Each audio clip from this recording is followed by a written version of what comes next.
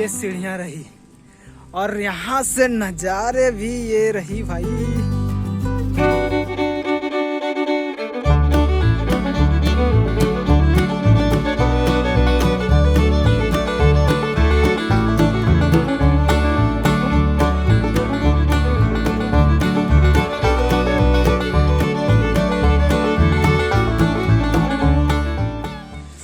आज मौसम क्लियर होने के कारण देखो माउंटेन्स दिख रहे हैं।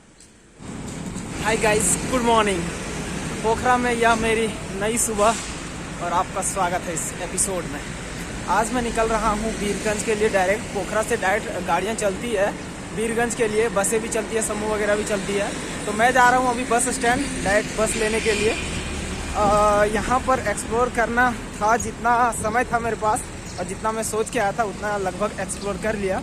और अब यहाँ से जाने के लिए बस स्टैंड में गाड़ियाँ मिल जाएगी। अब बस स्टैंड कहाँ है वो भी एग्जैक्टली मुझे नहीं मालूम, तो मैं उसी की ओर जा रहा हूँ और किसी से पूछ करके जाऊँगा।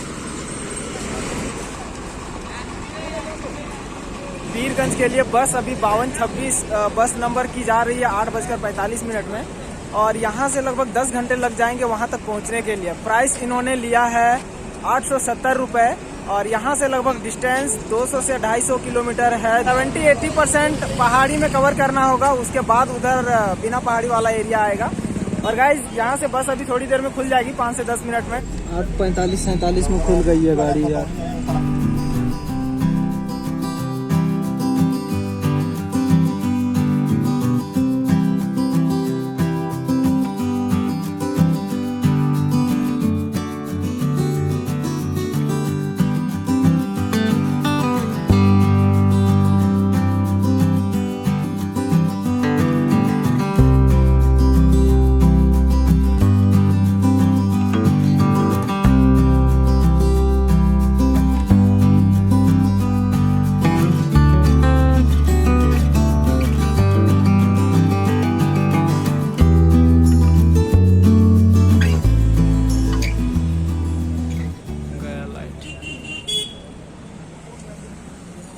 अभी मैं हूँ बीरगंज में ही और अभी खाना खा करके आया हूँ यहाँ पे।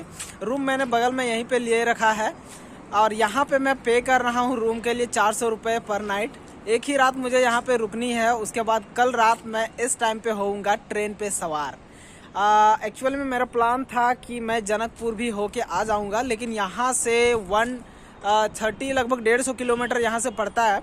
तो 150 किलोमीटर के लिए 4 से 5 घंटा लग जाएगा ट्रैवलिंग करने में। तो 5 दूनी 10 घंटा 12 घंटा लग जाएगा जाने आने में। मैं कल भी सही से उसको एक्सप्लोर नहीं कर पाऊंगा, जिस कारण से मैं कल वहाँ भी एक्सप्लोर करने नहीं जाने सकूंगा। कभी टाइम मिलेगा तो फिर कभी आऊँगा, जयनगर होते हुए उसको एक्सप्लोर करूँगा। लेकिन हाँ, कभी न कभी ज़रूर आऊँगा जनकपुर घूमने। टिकट काउंटर पे 10 घंटा बोला था ना कि पोखरा से बीरगंज पहुंचने में लग जाएगा, लगभग उतना ही 9.5 घंटे में पहुंचा दिया था, शाम के 6:30 बजे यहाँ पे। और यहाँ पे पहुंचने के बाद सबसे पहले मैंने रूम ढूंढना स्टार्ट किया था। और अभी यहाँ पे एक चीज़ और बता दूं कि गाइज, इंडिया का जो जियो का नेटवर्क है ना, वो कभी 1-2 आता है, कभी 3 भी आ जाता है। और मैं इंटरनेट भी इंडिया वाला कभी कभी थोड़ा सा यूज़ कर पा रहा था, उसके बाद फिर तुरंत भाग जा रहा था। यहाँ से लगभग 5 से 6 किलोमीटर पड़ता है इंडिया का बॉर्डर। ये है रूम। यहाँ पे मच्छरदानी की ज़रूरत है, सख्त आवश्यक है, क्योंकि मच्छर यहाँ पे बहुत लगेगा, क्योंकि गर्मी अभी है। यहाँ पे पंखा चलता है। तो ये कुछ रूम है सस्ता में 400 रुपये में, और क्या चाहिए। तो जी हाँ, गुड मॉर्निंग। नई सुबह हो चुकी है और ये नई सुबह आपको स्वागत करता है बीरगंज में। मैं अभी हिसाब लगा रहा था पूरा नेपाल के ट्रिप के खर्चा का। तो मैंने 7,500 इंडियन रुपीज़ में कन्वर्ट कराया था नेपाली रुपीज़ को, जिसमें से 12,000 हुए थे NPR में, जिसमें से टोटल मैंने 9,675 रुपये खर्च किए हुए हैं। और मेरे पास बचा है 2325 रुपये। 2325 रुपये मेरे पास अभी कैश है नेपाली करेंसी में, जिसमें से मैं लगभग 300-350 के करीब में एकदम नए बढ़िया वाला नोट को लेके जा रहा हूँ। अपना घर लेके जाऊंगा नेपाली करेंसीज को। इसको रखूंगा मैं अपने ट्रैवलिंग वाले बॉक्स में, और चाहे तो मैं किसी को गिफ्ट करूंगा, दोस्त भाई फैमिली को। उसके बाद मेरे पास जो बचेंगे एक्स्ट्रा मनीज 300 को माइनस करके, उसमें से मैं 1600 को रिटर्न करूंगा यहाँ पे, जिसमें से 1000 इंडियन रुपीज मुझे वापस मिलेंगे। और बाकी जो बचेंगे मेरे पास 300 रुपये या फिर एक्स्ट्रा 250 रुपये लगभग के करीब में, वो मैं अभी लंच और डिनर भी करूँगा। दिखाता हूँ मैं करेंसीज एक बार आपको फिर से, जो मैं घर लेके जाने वाला हूँ। ये देखो यहाँ का करेंसी 100 का नोट कुछ इस तरह से है, दोनों साइड से देखो, और 50 का ये रहा। उसके बाद 20 का भी दिखाता हूँ, 20 वाले के नोट एकदम पूरा मस्त मस्त लेके जा रहा हूँ। हिमालय है, इधर 2 हिरन है। उसके बाद कितना 10 का दिखाता हूँ, 10 वाला, ये देखो 10 वाला इस साइड से ऐसा है और इस साइड से ऐसा है। अब 5 वाला दिखाता हूँ, 5 वाला भी मैं 5-6 लेके जा रहा हूँ। ये देखो, इसमें पता है ये काठमांडू का दरबार स्क्वायर लग रहा है मुझे। बाकी एग्जैक्टली मुझे पता नहीं चल रहा। 5 रुपए के नोट में 2 पिक्चर दिया हुआ है, एक कृष्ण टेम्पल का, सॉरी ये 20 रुपए है। 20 रुपए में कृष्ण जो टेम्पल आपको दिखाया था वो है कृष्ण टेम्पल, यहाँ पे देखो बढ़िया से।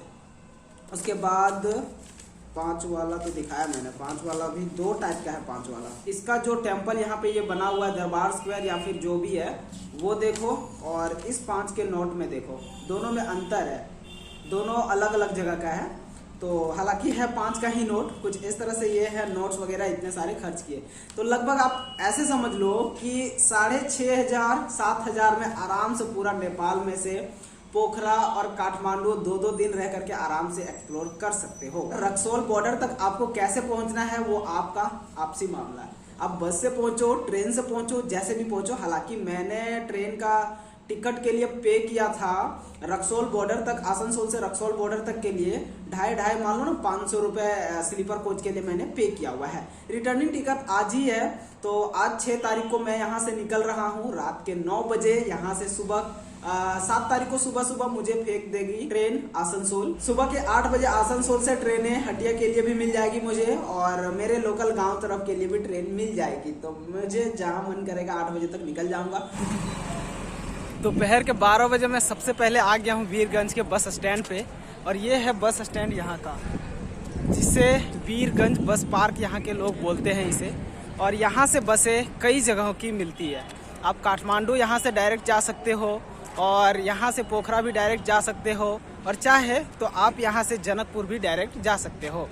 यहाँ से रक्सौल बॉर्डर 5 से 6 किलोमीटर ही पड़ता है।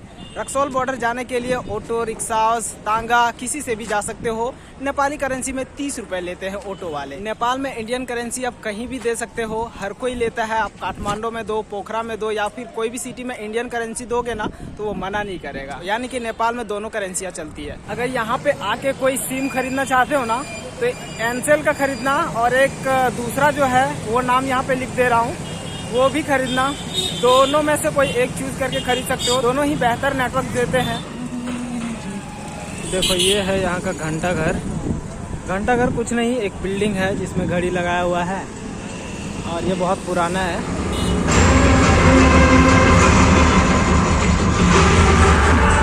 माधव भी 5 ही थे और पूरी महाभारत लड़ी। महाराजा प्रवचन दे रहे, उन लोग के पास हथियार है, सब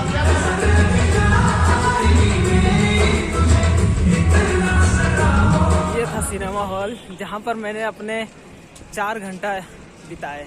एक पहले से चल रहा था, इंटरवल तक पहुँचा था, तब मैं इस सिनेमा हॉल के पास पहुँचा। उसके बाद पता चला कि यहाँ पे मूवी लगी है भोला, तो मैं सोचा चलो देखूंगा भोला, और टाइम भी पास हो जाएगा। फिर 1-1.5 घंटा मैंने वेट किया, लंच वगैरह किया। उसके बाद मूवी लगी नेक्स्ट 3 बजे से, वो मैंने देखा, और अभी शाम में बस भटकते फिर जा रहा हूँ। 100 रुपया इन्होंने लिया था, 2 टिकट का चार्ज था इसके पास, एक 100 का था, एक 200 का था। मैंने 100 वाला लिया था टिकट। नीचे बैठा था लेकिन पूरा खाली था, लगभग 15-20 कोई से ज़्यादा कोई नहीं थे। देखने में मज़ा आया, लेकिन मूवी क्या बोलूँ, मूवी का अगर रेटिंग दूँ तो उतना मज़ा मुझे नहीं आया। एक्शन ज़्यादा था, स्टोरी बहुत कम थी। मुझे वैसी मूवीज़ अच्छी लगती है जिसकी स्टोरीज अच्छी होती है, लेकिन इसमें स्टोरीज कोई तगड़ी नहीं थी। बॉर्डर से अभी भी मैं 2 किलोमीटर दूर हूँ, लेकिन नेटवर्क आ रहा था फ़ोन पे, और मेरे फ़ोन पे मूवी देखते वक्त भी कई सारे कॉल आ चुके थे। मैं साइलेंट करके मूवी को एंजॉय किया था, क्योंकि 4 से 5 दिन हो गया था ना ही कॉल को रिसीव किए, ना ही फ़ोन से बात किए हुए। व्हाट्सएप वगैरह में बात किया था इंटरनेट से, बाकी कॉलिंग पे उतना बात नहीं किया था। मैं बोला चलो आराम से इंडिया में जा करके जियो के नेटवर्क से बात करूंगा। हालांकि जो एयरटेल का है वो एयरसेल से टाइप अप है, तो एयरटेल का नेटवर्क पकड़ता है, बाकी जियो का पूरा लॉक हो जाता है। देखो पुलिस वाले कैसे चेक करते हैं गाड़ियों को, यहाँ पे नंबर में लाइन में लगा करके एक एक करके चेक करते हैं सबको, जितना एंट्री लेते हैं नेपाल में उतना। एक बार नेपाल बॉर्डर को फिर से देख लो बढ़िया से। ये इस साइड में रहा नेपाल और सनसेट, ये रहा शंकराचार्य बॉर्डर। इधर से लोग कुछ ऐसे हैं, इधर अपना आम के बगीचे में बैठे हुए हैं शाम में। और ये शंकराचार्य बॉर्डर, अभी हूँ मैं नेपाल साइड में हूँ, इंडिया साइड में मैं इंटर करूँगा। और गाड़ियाँ वगैरह कुछ इस तरह से यहाँ पे चलती है। देखो बहुत सारी गाड़ियाँ और तांगा व्हीकल, साइकिल, पैदल, जैसे कि मैं तो पैदल ही जा रहा हूँ। इलेक्ट्रिक व्हीकल्स वगैरह चलती है। ये पुलिस गाड़ियाँ चेक कर रही है। ये रहा नेपाल का झंडा एंट्री टाइम पे।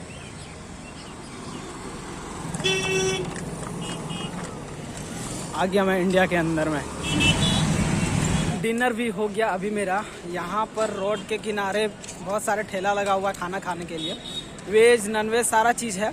नॉन वेज में मैंने 4 रोटी और चिकन खाया हाफ प्लेट। उसका लिया इन्होंने 80 रुपये। 90 रुपया ये लेते हैं, 6 रोटी देते हैं। मैंने 4 ही रोटी खाया, इसीलिए 80 रुपया दिया मैंने।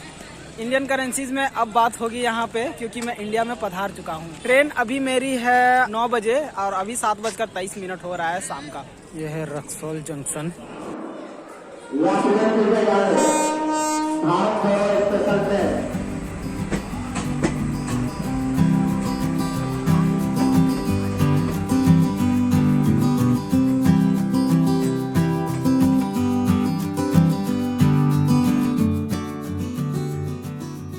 सुबह के 8 बजे पहुंच गया मैं आसनसोल जंक्शन। और अभी मैं आसनसोल जंक्शन से जाऊंगा गोमो। एक गोमो से 8:53 में जाती है ट्रेन हटिया के लिए। बर्धमान हटिया लोकल ट्रेनें जाती है, एक्सप्रेस वाली मेमो। और उसके लिए टिकट 50 रुपये है गोमो तक की यहाँ से। अब यहाँ से गोमो के जाने के बाद मैं वहाँ से रांची भी जा सकता था, लेकिन अभी मैं जा रहा हूँ गाँव। ये SN